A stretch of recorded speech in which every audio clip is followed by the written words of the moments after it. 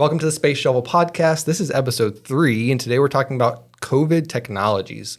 I do want to just start with a description because that title is a little arbitrary. So let's jump into that. If there's one good thing that came out of the COVID-19 pandemic, it's the rapid development of new technologies, from PPE cleaning hot boxes to the adoption of robots and AI. Our world is changing and is now happening fast. This episode will take a look at technologies that were developed during the COVID-19 pandemic and how they could be used in the future. So today I have Kane and Dan with me. Kane, I did forget to tell you at the beginning of these episodes, we usually have our guests kind of just explain their background and what they do for the company. Okay. I also want you to explain what you do outside of the company. So sure. I think you do a lot of really cool stuff, but obviously there's that one piece that is really relevant to what's going on right now. Well, by trade, I'm an aircraft electrician. Did 22 years in the Navy and retired as a chief. Then went off to Afghanistan and worked on Army aircraft over there. Then was also a ground government flight representative while I was here at Pax River, and got into flight tests with AVIAN through that background. Out in town, I'm a first responder with Hollywood Volunteer Fire and Rescue, and as we were talking about, there's some stuff we could discuss, during this session that, technologies that we've embraced because of COVID. So. Yeah. And of course, Dan is VP for Strategic Innovation, which I'll never get wrong again after the first episode. So let's start local and talk about something that I mentioned in the description. Dan, I don't know if you've seen this, the Southern Maryland Loves You hot box, I think is what they're calling it. I have not seen it, but I'm ready to learn. Okay, so this is and I'm not going to do it justice, so if you're listening to this podcast, I encourage you to go to the Southern Maryland Loves You website and learn all about this. But it's a hot box that you can basically put outside of any building. I don't know if it goes inside or not. I don't think so. I think it usually sits in a parking lot. You can wheel carts of PPE into this hot box. It then heats up, obviously, and sterilizes the PPE that way. What is it used for an energy source? Is it plugged in? I want to say that Techport partnered with maybe a local heating and air conditioning company to create the heat source. Okay. And I want to say Booth, maybe? Birch Oil is one of their partners. Mm-hmm. So I think it's probably like a propane. Okay, so something more sophisticated than they just dump gas on it and set it on fire. Right. Okay. Well, the idea is that you can reuse this PV. Right. So you wheel it in, they heat it up to whatever that safe temperature is. It's then able to be reused in the future. Now, this was really, really great during the start of the COVID pandemic because obviously we had mask shortages, glove shortages. Obviously, I don't think you could reuse gloves, but shortages of materials. Now, the spin that they have, and it's a good spin, is that it will also in the future save the environment basically on pollution, because now you can reuse masks, and they have an exact number, I think, on their website of how many times they can reuse masks. So that's one cool thing locally that came out of the pandemic. I'm sure there's more locally. I just don't know of them. But they're really pushing to continue to use this hot box in different applications. Are there any other applications? I know my explanation wasn't exactly scientific, but are there any applications you can think of for these hot boxes specifically? Or is there any way that we could maybe adapt the hot boxes? So could they be used, I don't know, mount something else to it and then it turns into something else? Potentially. Ian, do you know how big they are? It's about the size of, so have you ever been to a restaurant and seen their walk-in coolers? I have been to restaurants. Well, yes. Outside they have a walk-in cooler. Yeah. Similar to that size. Okay. Yeah, I don't know. Nothing is jumping out at me immediately. Kane, how about you? Anything? Well, I was thinking pizza ovens, but that's probably not. It's probably not it. We were discussing, the continued use of it to cut down on the amount of disposable protection that, say, a rescue squad goes through. Right. Because the more you go through an item, cost, the more your cost is. So if I can recycle these face masks to reuse them 5 times instead of 1, that's a cost savings. Yeah. Where are they located? I think the majority of them are outside of hospitals right now. So Okay. I probably mostly local, I assume. I honestly, again, I encourage you to go to the website if you want to learn more about this. It's Southern Maryland Loves You, I think .com is their .org. website, or .org. Yeah, they're- I know they sent one up to Charles County at the MedStar up there. I'm not sure if they have one at St. Mary's County or not. I assume so. I think it's all MedStar, right? Yep. So definitely something to look out for. But let's talk about big world stuff now. And I brought this topic up at the before we even started recording. In India, when the pandemic first started, they basically took away people's rings on their rings, took away their ringtone on their phones, and instead of a ringtone, you got a pre-recorded message kind of explaining how to stop the spread. So that was a big campaign everywhere. I think that could be used in the future, but I don't know if it would be in the United States or not. What pops into my mind It is would like, freak people out. yeah, I don't know, and we did talk about this, like I said beforehand, but I don't know if it's something that could be hyper localized, so that say there's an Amber Alert in St. Mary's County, and for the next 12 hours they play this Amber Alert message while you're trying to call somebody. I don't know. What do you think?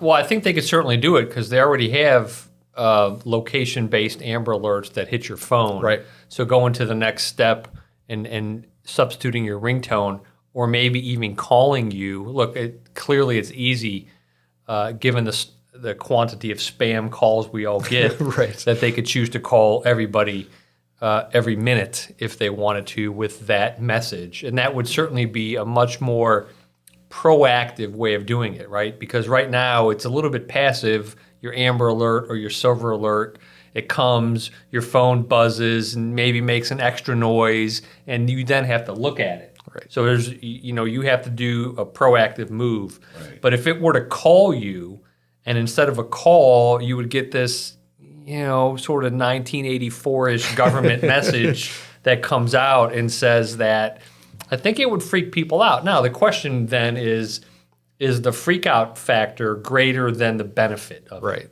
it? How many times could a Amber Alert or a Silver Alert been solved sooner if somebody would have been proactively told to look at it as opposed to just their phone buzzing? So, yeah, I don't know.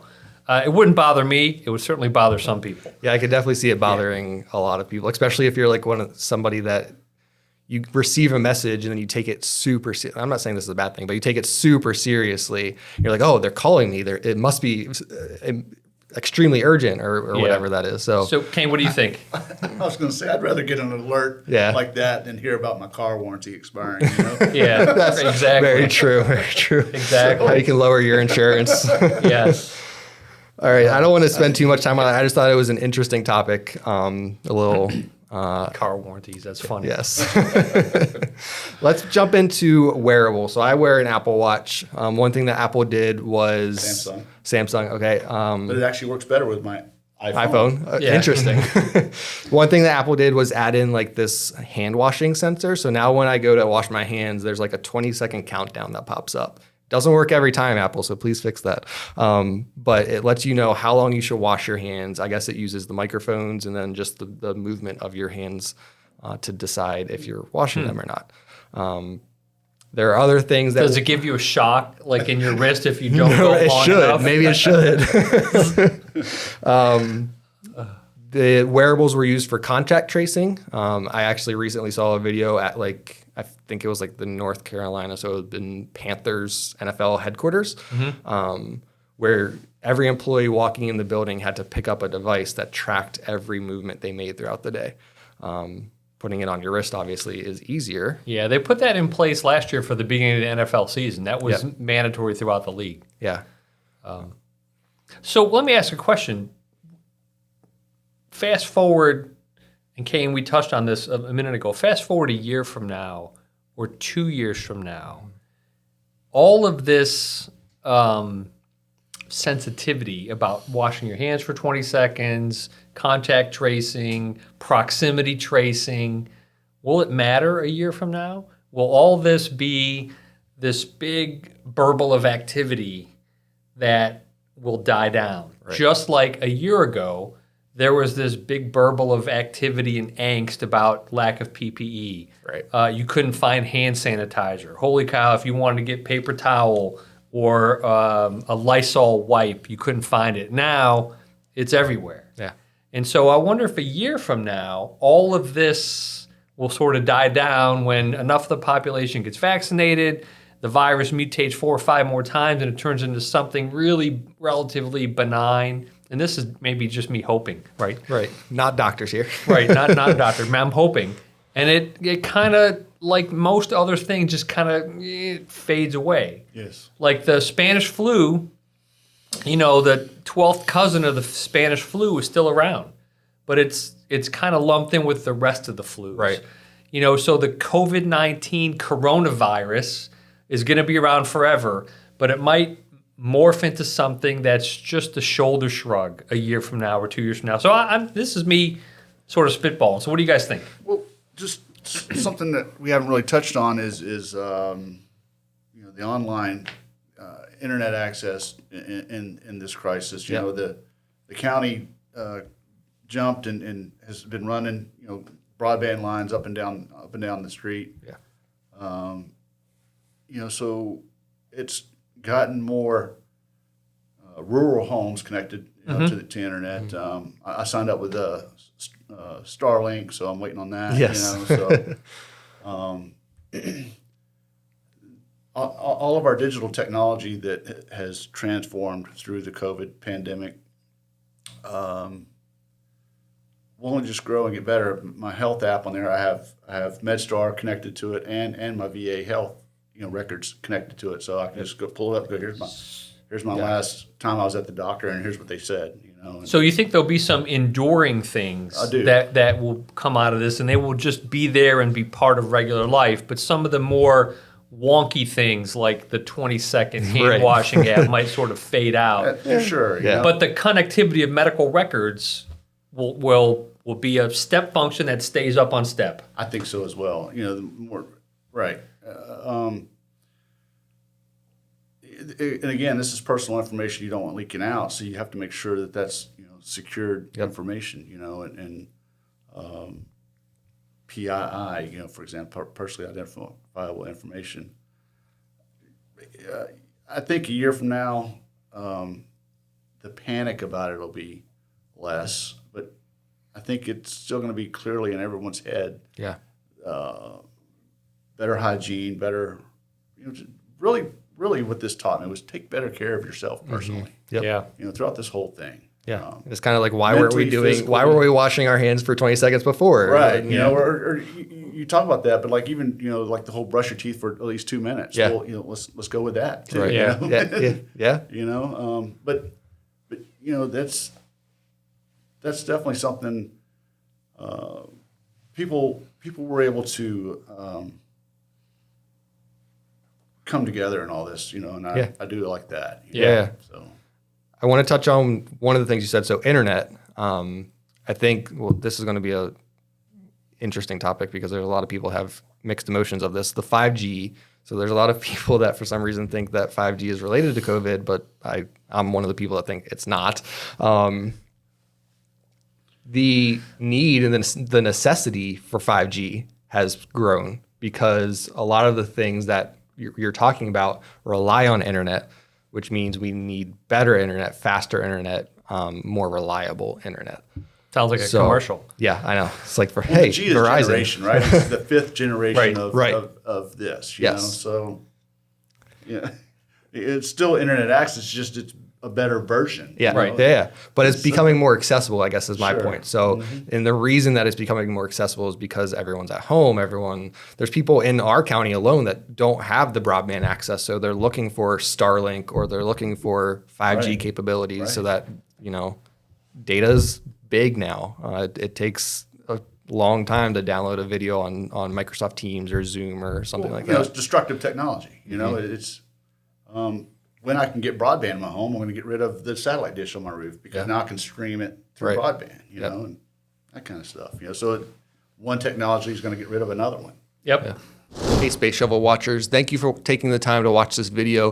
If you have an extra second, hit that like button, hit the subscribe button. Stay up to date on the Work Awesome Network, on everything that's going on. If you want to learn more about the company behind the Work Awesome Network and behind the Space Shovel podcast, jump over to avian.com, AVIAN.com, to learn about the company, to learn about the work that we do, and just to get a little bit more background information on the type of company that we are. Again, thank you for taking the time to watch this video. If you want to stay up to date on everything going on in the Work Awesome Network, please jump over to any social media site that you consume content on: Facebook, Instagram, LinkedIn. We're basically on all of them under Work Awesome Network. That's the place to get the latest updates, the latest blog posts, the latest information on everything going on Work Awesome related. Now back to this episode. Tying this back into, and a lot of stuff somehow ties back into the LiDAR conversation that we have.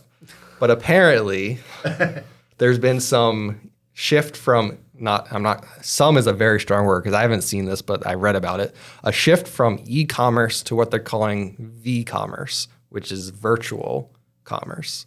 So Whole Foods apparently created an entire shopping store in a virtual environment. I assume they use some sort of augmented reality and LiDAR to figure out how to do that. And now you can just put on a pair of goggles, shop like you would normally shop in a grocery store, and then I guess have it delivered to your house. I think For the experience? I guess for the you know what? the human Ian, connection, maybe. Ian, count me out. Count me out on virtual shopping. Yeah. Either I want to do it sitting in my house with clicking on something, click, Right. and then it's there the next day or the day after. Or if I want the actual experience, the tactile experience of touching something in the store, I think I can make my way to the store. Right. I don't need to have the quasi experience of virtual reality shopping. Yeah, I don't think we're It's there binary yet. for me. I don't think we're there yet. I think a lot of people are probably on the same wavelength as you. It's just, you can still make it to the brick and mortar. It's not hard to do shopping. And even in the future, I feel like brick and mortars aren't going anywhere anytime soon. Yeah, sometimes you want to be in the store and smell whatever's cooking. Right. And Yep. or see a picture of something and you go, wow, it looks pretty good. I think I'll buy that. Let me take you guys on maybe a different, and I'm not sure where you were going No, in yeah, your notes, go for it. Ian. And I've done a little bit of reading on this, and I'm not super knowledgeable. Maybe you guys are. Have you guys looked into the messenger RNA process that they use to develop these vaccines and sort of the other potential vectors that it could go, not for just creating vaccines for viruses, but as cancer treatments and things of that nature? Have you? So, Kane, you're nodding like yes. Yes, I'm into it. I'm reading on this, and So, what do you think? Tell me. so, I've mentored kids in school, and they did science research projects. And one team did a science research project on nanobot technology, and releasing this into your body. So it's the research is there. They're developing this technology. mRNA is along those lines of new research that is the unknown. So we fear the unknown, and until we get more comfortable with it, people will embrace it more. Back in 1920, 1820, they came out with some kind of a vaccine. Oh, it's some kind of voodoo stuff. Right. Well, I think that's where we're still at. Humans are humans, and we're going to react the same way no matter what century we're in. Yeah, I agree with you. And my personal thought is desperation will change people's minds, or at least individuals' minds, right? So if I would be diagnosed with some type of cancer, and they said, "Hey, Dan, it's not looking so good, but we got this sporty new stuff. It's nanotechnology driven by mRNA. You want to give it a whirl?" And I'll say, "Bring it," right? Because you got nothing to lose. And then, sooner or later, I think they'll have individually defined treatments that are just for you, based upon your DNA and the specific DNA or RNA of whatever disease you might happen to have. And they'll slice something together that's meant for you and that will be your treatment, and it'll be unique. And, it might take 40 or 50 years, but I'm hopeful. I'll be dead by then, but I'm hopeful that for many people, my kids and my theoretical grandkids, that this will be a jumping off point for that kind of medical research and medical improvements where it's very specific and very unique. I don't believe that there are any other vaccines in use that didn't use the actual either dead or significantly weakened virus. Maybe the flu vaccines, I wouldn't swear to that one. That, and certainly mass produced. Right. I think the Johnson and Johnson vaccine was the only one to use a live host. The other companies are sticking with the mRNA. But what about for other vaccines? Are there any other mRNA vaccines out there besides coronavirus, COVID related? Not that I'm aware of. Yeah, they're all sort of old school. I believe so. And it might be the breakthrough that the next one, whatever the next one might be, maybe there's ultimately a vaccine for meningitis that leverages this. Who knows? So I don't know too much about the mRNA? Messenger RNA, mRNA. Okay. So can you just give a quick breakdown of what it is? Because I understand, I can get context clues, but just dumb it down in like two sentences. two very long sentences. I'll dumb it way, way, way down, and then Kane will make it better. It takes the RNA, which is like DNA's second cousin of the virus. It takes a little piece of it, M, the messenger, and they've figured out a way to get your body to react as if it were reacting to a full virus by just having this little tiny piece of the virus. And they've got the right piece of the virus that prompts your body to react as if it were the whole virus. Okay. And so it's giving you 2 chicken nuggets instead of 10, just so that you know what chicken nuggets taste like and your body can react. So it's basically, we all have this built-in defense system. It's triggering that defense system and then allowing our bodies to build the antibodies without actually injecting you with the virus. Right, correct. Just the appropriate piece of the virus to get your body to react. Yeah. That's the way I understand it as well. Yeah. Yes. Okay. Cool.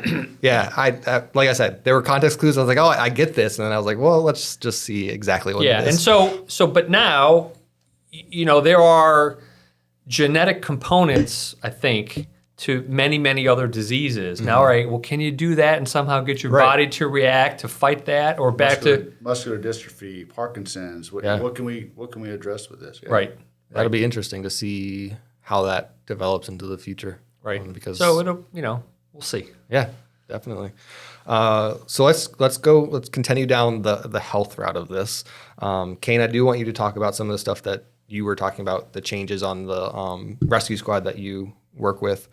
But the one that I want to bring up is using AI technology, artificial intelligence technology, with X-ray scans to determine if the fluid in your body was COVID-19 related or pneumonia related or tuberculosis related. So it was building this database of basically X-ray scans using deep neural networks, is what the article said, to train the AI to determine if you had just pneumonia, if you had tuberculosis, or if you had COVID-19. Interesting, because there's a lot to unpack there, I think. X-ray, obviously, you can see your entire body. So having a system that's using basically machine learning to continue to learn about the human body goes down that same line of, well, what else can it learn in the future? Do you see any other applications for this besides just fluid detection? Well, again, if we can develop an AI or a machine learning device that can predict how you as an individual is going to progress through life, then it could be life-changing for the world. Yeah. Yeah, so let me flip what you said on its head a little bit. some people might know that I'm somewhat of a skeptic of artificial intelligence because really neural networks, all it is, simply speaking, is a connection of statistical approximations to get more and more and more and more accurate. Yep. I happened to be getting my annual physical last month, and I was talking to the doctor about various tests, and he brought up that women's mammograms have reduced their false positives by like 300% in the last 2 years because they have gone to artificial intelligence, right? But what it really means is they have a computer look at the X-ray or the mammography, Right. instead of a doctor, because a doctor looks at it and goes, yeah, I can't really tell. Double check it. Right. Whereas the computer, all the computer's doing is looking at variations of color, black, gray, white, and where those variations are. And the computer is given a human-derived known set of good data. Right. And the human-derived known set of good data is then compared to the data that the mammography shows, and it does a comparison and a statistical analysis. So I believe that what they've done for this COVID is the exact same thing. They've taken that probably the same algorithm, and is looking at variations of shades of gray and white and black on those X-rays to decide what the fluid is based upon a human-driven known set of good data. And every time the computer runs through this, they then probably compare the answer that the computer gave to the human, and then the actual, how did that human turn out? Did it turn out that they had, whichever of these diseases? Back to the mammographies with the women. Well, how did it turn out? And then they tweak it and they make it better and better and better. So there's your learning. So I don't know the answer to your question, Ian, other than if they've migrated from mammograms to X-rays for fluid and COVID. Well, it seems that it's gonna spread even further, and you'll have more, I'll say, computer-driven machine learning readings of harder to diagnose stuff. Yeah. Break your arm, that's a crack. You got a broken arm. That's easy. Where there's judgment involved, taking the judgment out of the judgment, I think will only help. Kane, what do you think? Well, just simply what you touched on, the data, the data in and the data out. Anything is as good as the data you give it, or as bad as the data you give. Or you're comparing it to. Correct. Yeah. So, I'm drawing a blank with where to go from there. Well, I think it's okay. I think there's So I understand your skepticism, Dan, but I also think there's a lot that it could open up. So machine learning is a thing. I think we're going to rely on it more and more as we progress, which means that it's going to continue to get smarter and smarter. The accuracy is going to get to like 99 point. It's like the hand sanitizer bottle. It kills 99.9% of bacteria. So we're going to get to that percentage where there's this certainty that it's always right. And I would assume that's coming pretty quickly because of how much data they're collecting. So at some point, you're going to be able to go into a doctor's office, get a scan, maybe with LiDAR, get a scan, and it's going to be able to tell you if you have a trace amount of cancer cells or a very small amount. So you're catching things earlier in that cycle. So I'm a Trekkie. So there'll be a day where they just kind of scan over us and go, yes, this is what's going on with your body. I really believe that. I agree with you. And as long as the lawyers aren't involved, then the doctor will be able to say you're good or you're not good, and don't come sue me. Right. I mean, talking about the ambulance, we have a machine now that'll do the compressions for us. While we're handling ventilation. Well, that's kind of cool. So it frees up. For advanced CPR, it frees you up from doing the compressions, and the machine, is going to give a proper compression, not break ribs, and So let's we are nearing 30 minutes. We're probably past it at this point. Let's wrap up with those couple of points that you had about the ambulance, and I don't want to talk negatively about this. It's not the most technical things, but it's very much like, of course, why didn't we think of this beforehand? Right. It makes so much more sense. So, Well, I was telling you before we started recording that, you know, we went with something as simple as a fishing tackle box in all the ambulances, instead of the nylon, you know, to-go bag when we jump out, you know, to respond to a scene. Because the plastic tackle box, we can easily wipe it down and make sure it's germ-free when we're done with the call. We use either a battery-powered or a corded air sprayer, paint sprayer, with cleaning solution after if we do respond to a COVID. It's called a patient under investigation. If we suspect that the patient may even have COVID, we're going to spray that whole ambulance inside out and clean it. And so that was, you know, some of the major changes that happened. Other than that, you know, the standard protocols that we operate under, you know, through the state every year, wasn't a whole lot of changes other than, you know, just make sure we can properly keep everything clean. right. Yeah. Was there any, I know nothing about what the rescue squad does. So was there any kind of like testing besides, so like at Avian, every time we walk in, we have to do the temperature gun. We log it. Yeah, we got the blood pressure machine, we got the temperature. So we take our temperature at the beginning of the shift, you know, and they created a portal basically where we input that data every time we go in on shift. Is I'm maintaining this crew position, and you know my temperature is this, and I feel fine. You know. Yeah. Cool. Anything else that we want to talk about? There were some thoughts that just popped in my head, but we'll save it for another time. Anything else you want to bring up, Dan? I got nothing else. All right. If that's it, I think we can wrap it up. Thank you for either watching or listening to this episode. Dan, Kane, geez. Thank you for joining me today. On the next episode, we're talking about the Mars rover, so that'll be an interesting one. I know Dan has some thoughts that he kicks around quite often with that one. So it's a good one. We actually have a guy named Jeff Peters that works for Avian. He worked for NASA in the past, so we'll have a NASA insight on that topic as well. So very excited for that. And that's it. So we'll see everybody next time.